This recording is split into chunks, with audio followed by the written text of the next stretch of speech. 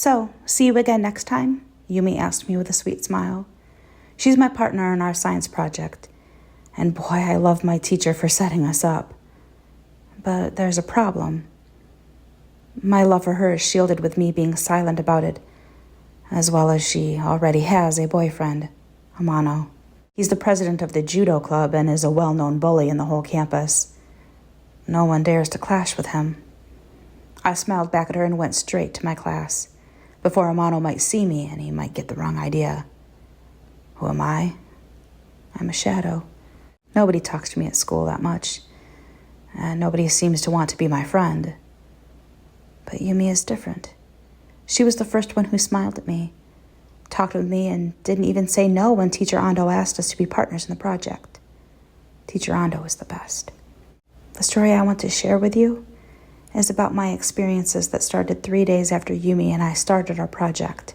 Amano had been jealous that Yumi and I had been paired together as partners, and had taken to beating me up. On one instance, I thought I was about to collapse when Yumi stopped him. I always hated Ando. He confidently bullies everyone because no one dared to defy him. I logged into my Facebook account, and I only had a few notifications that I didn't even want to see. If only Yumi could message me. I just randomly opened my favorite websites on the internet. I was bored that night and decided to see if I could find anything interesting. I was about to click on a website about an abandoned house when a pop-up window appeared on my screen. A red window with a smear of black and gray as a background, and a text that says, "Do you hate someone?" was shown on the screen. After a few seconds, 2 buttons appeared. Yes and no. Obviously, I clicked yes. The window changed and took me into a weird website with all black background and a butterfly image in the middle of the screen, and just a single page. A contact page. A text area where you could send a message, an image upload section, and then the send button. But what got me curious was a notice message on the top of that area. It read, "You are here because you hate someone.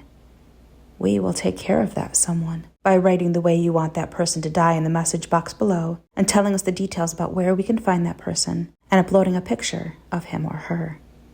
The God that understands will do it for you." As I read this, I scoffed at the idea, as if that would really happen. But for the life of me, I couldn't hide the curiosity and tried it on a whim. I have a neighbor that abuses his dogs, and I hate him for it. I quickly searched him on Facebook and grabbed a photo of him, uploaded it on the website, and typed how I wanted him to die. "And cut his body in half," I mumbled as I typed in full detail. I also wrote his address and where he works. I laughed softly before clicking the send button. I was still not sold on the idea. Probably a site that some 12-year-old came up with to scare people on the internet. But somehow, by doing it, it erases the hate and frustration that I have that I can't punish him for abusing his pets. I closed the window after the mail was confirmed to be sent, and continued passing my time on Facebook after that. It was 2 days after when I woke up early due to a lot of noise coming from the neighborhood outside. I wondered what it was all about, so I opened the blinds of my window, and I saw a police car, and neighbors chattering, and other police officers entering my neighbor's house. I hurried outside and asked Mrs. Takamura what all the fuss was about.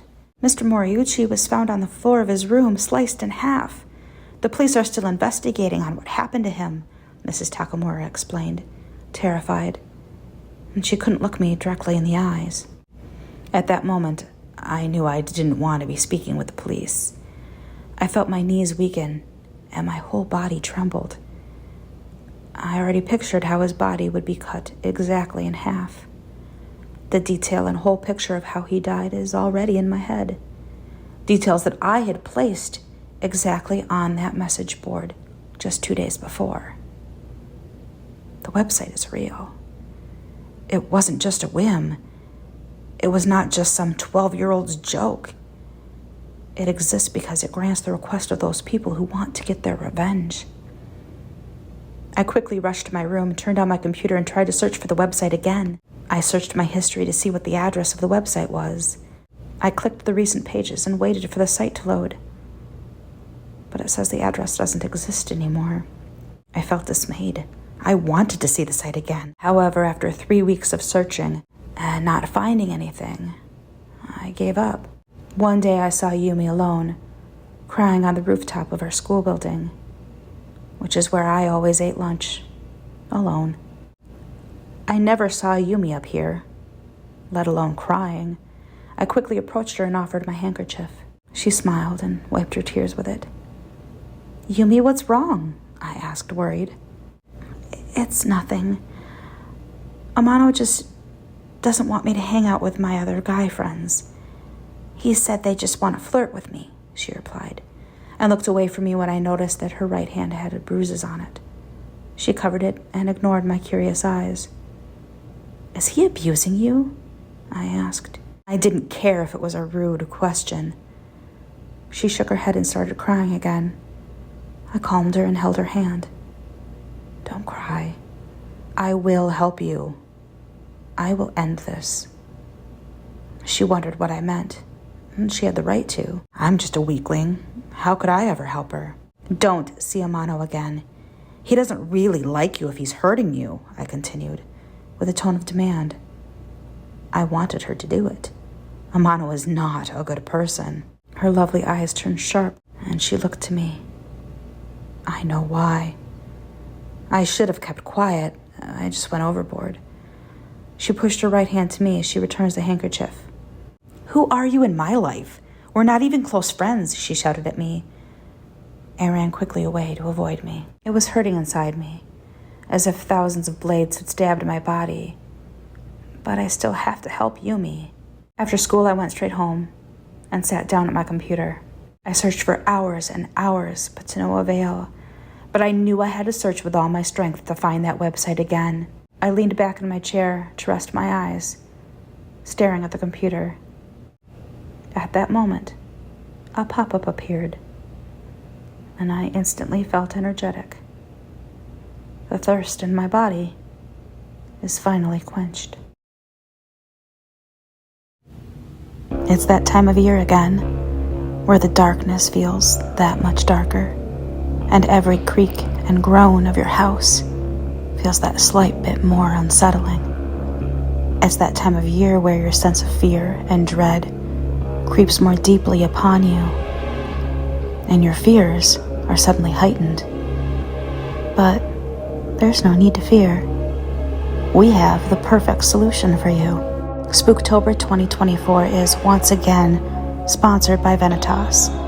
As you all know by now, VENATOS offers the topmost quality in gaming equipment, and with their top-rated customer service, you won't have any buyer's remorse nightmares, even if you live on Elm Street.